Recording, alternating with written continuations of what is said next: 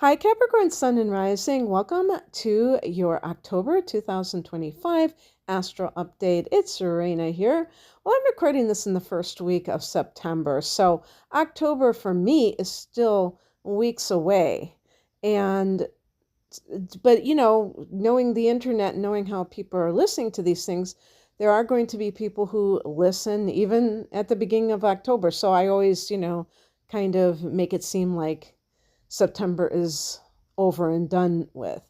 But, the Libra season begins right at the time of the equinox, which is on September 22nd. Okay, so if you're listening before September 22nd, some of these things I talk about are not even here yet. And right before that, we have a solar eclipse at 29 degrees of Virgo, a fellow earth sign. Earth signs trine you, so that is the easiest angle, and it makes it the most easiest to manifest the energy that is brought about by those two planets aspecting each other in that favorable way. And for for Libra, so that's Virgo, but Libra is a cardinal sign like you, and it squares you off. So we can say that squares are challenging, but it doesn't have to be something that is bad. See, that's the problem. Sometimes people say, is it good or is it bad to have this or that type of astrological influence? And I said, I would never say something like that, or never say good or bad. Sometimes I'll say favorable because it may be something that doesn't really require a lot of, it doesn't challenge you. So you're not required to kind of step up to the plate. But Capricorn is a sign that is ruled by Saturn. So Capricorn people do not flinch in the face of obligation, in the face of any kind of sense of duty. And you actually thrive. I think you are somebody who thrives under pressure a lot of times because you are ruled by Saturn. That's the best way to put it. Now, what's interesting is during Libra season, these inner planets, and the sun is one of them, the biggest one, are in your 10th house of career. What makes the 10th house even more important is that you rule it in astrology. So this is your domain. This is the area of career and your status in society, your public recognition, and things of that nature. So, yes, it can square off to you. It is going to depend on, what degree your sun or ascendant is, if some of these things are happening. But of course, if the sun is in that house, at some point it will square off during its transit for that month. But anyway, so that is happening, and that means that you may have some feelings of really wanting to accomplish things. And with these planets in the 10th house. So not only is the sun there, but Mercury is there too. And some of you may be doing public speaking even. So that might be something that is going on for you. And Mars is in Scorpio all month long. And Scorpio, now this is an example of a friendly angle called a sextile, and that's coming from the 11th house of gains, so profits from your business, salary increases or things like that. Mercury here could be that you're thinking up ways to make that happen, to earn more money, to increase your profits and things like that. It can also be contacting friends, anything that's social. This is the house of your friends, the acquaintances, that you connect with and the groups that you belong to. And so it is joining Mars there. And Mars in that 11th house. No, I'm sorry. I was thinking of Mercury. Like, I'm sorry, because I'm looking ahead. Mercury is connecting with your friends, communication, Mercury. Mars could be like you're involved, you're pouring energy into something that is social, but it may be like a group, like an activist group, because Mars has that warrior energy. So, one of the things that this can indicate is that you are fighting for a cause.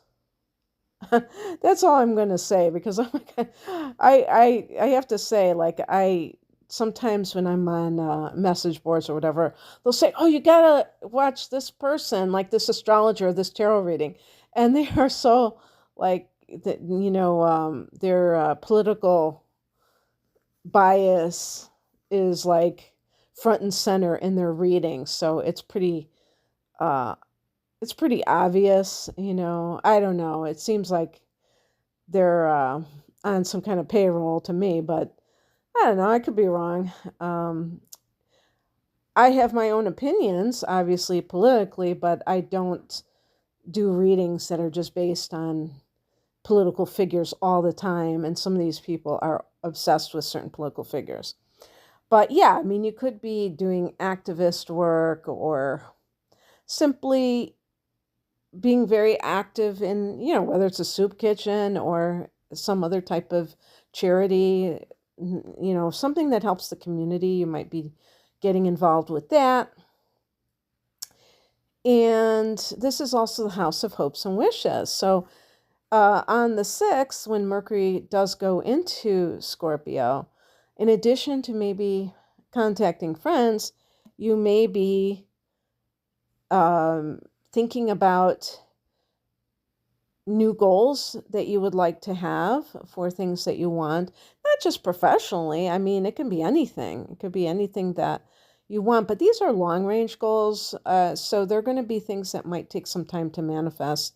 On the same day that Mercury goes into Scorpio on the 6th, we have a full moon at 14 degrees of Aries. Aries is another cardinal sign, and that's the opposite sign of Libra. So that's going to be in your 4th house of home and family. A full moon in the 4th house can be a time when you hear some news about your mother, or some people say this is the house of the father, one of your parents. You may have some major revelation about your childhood, something that happened in your childhood. And that can be very illuminating. It can make you more aware of things that happened in the past and how you responded to them. And it might even make you more, what would I say, like sympathetic towards yourself, or giving yourself more compassion. If you beat yourself up, if you're hard on yourself, you may realize that that comes from somewhere. It's not just random.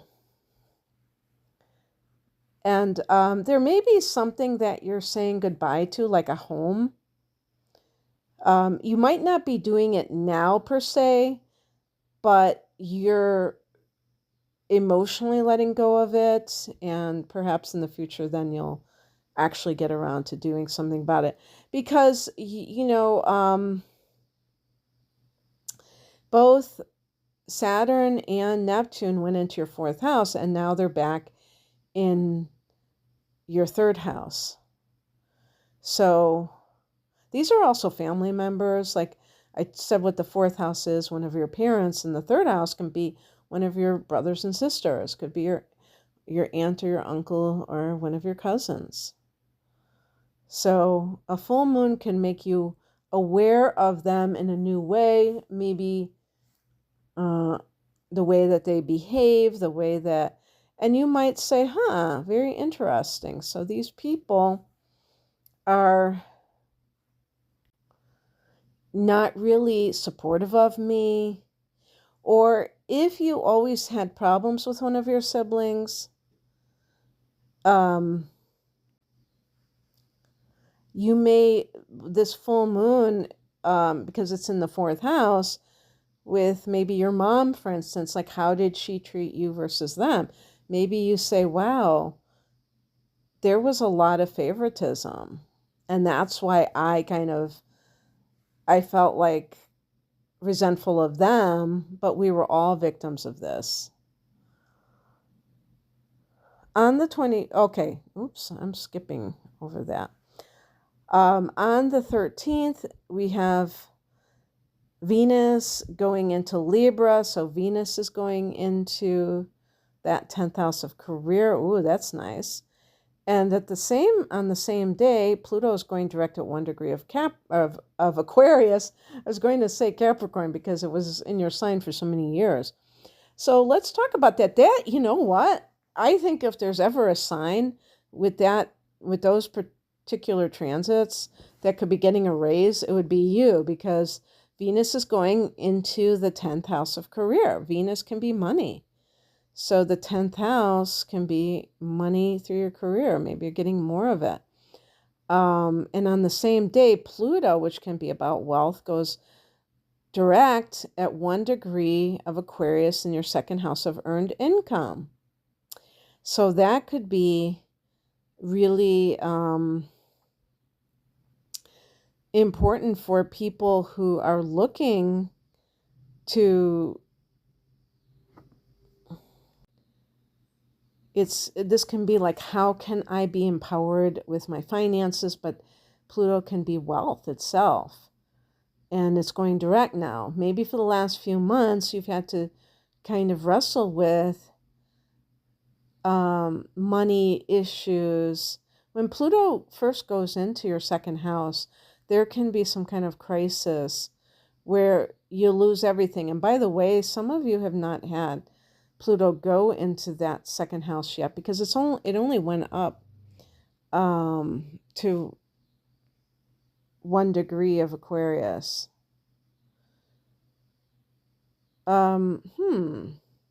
I thought it went up more than that. I could have sworn it did. I wonder if I have that correct. I thought it went up to, and maybe I'm thinking of during 2026. I think it'll go up to 3 degrees. I'm not sure. But the point is that it's at a very early degree. So you may still have some of Aquarius, the beginning degrees of Aquarius in your first house. So you'll have to check your individual chart. If you're a sun in Capricorn, you have an ascendant and a natal chart, and that is very important. I would love to look at your natal charts, do your transits, do your chart analysis.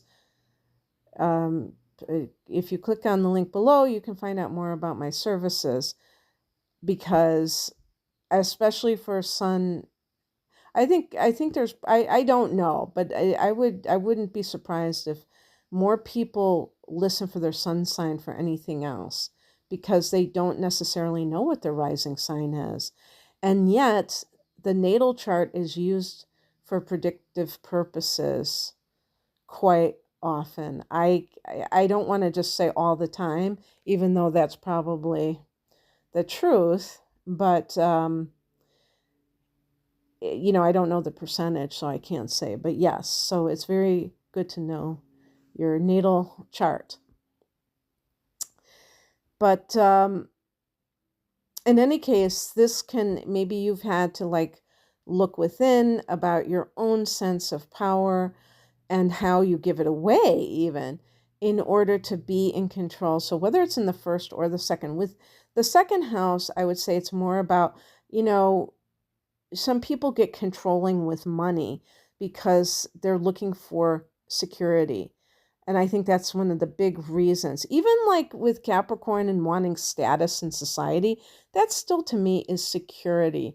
It's about wanting to feel accepted and respected in society. Because to not have that might make a person feel insecure, like they don't fit in, like people are judging them.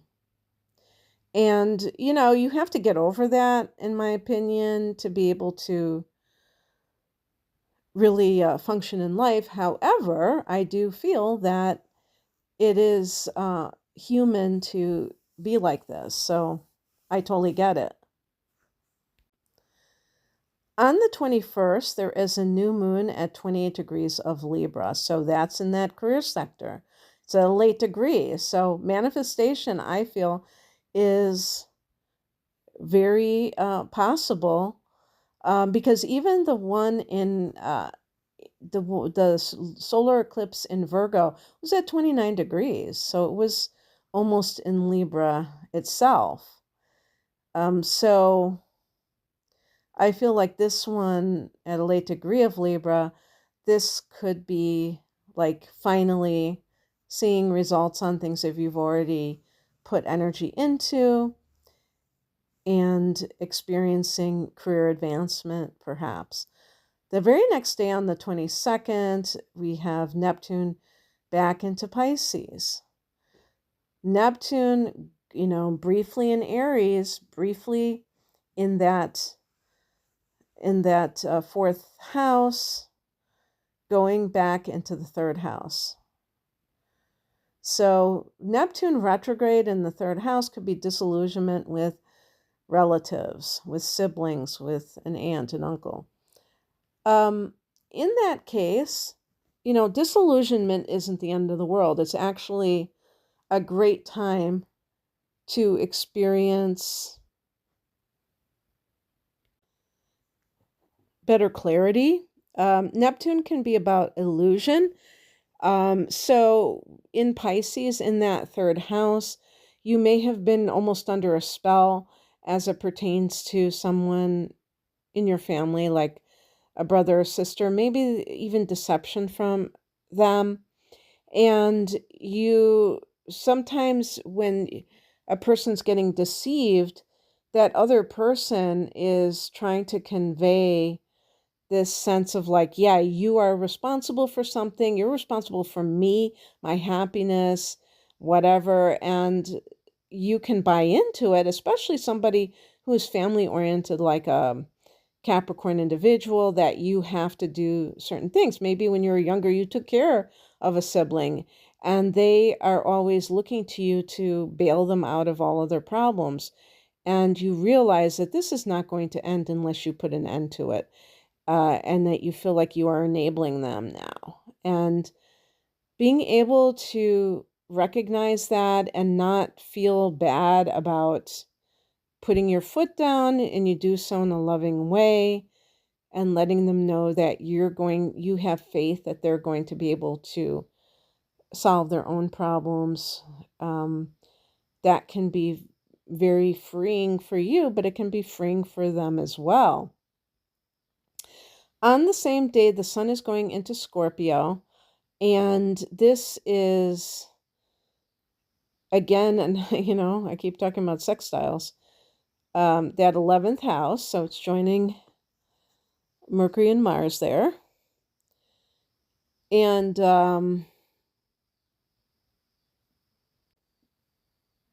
it's just greater emphasis on this area of life of, your social life and your beliefs as you express them with other people. On the 29th, Mercury goes into Sagittarius. So that's like a week later. And this is your 12th house.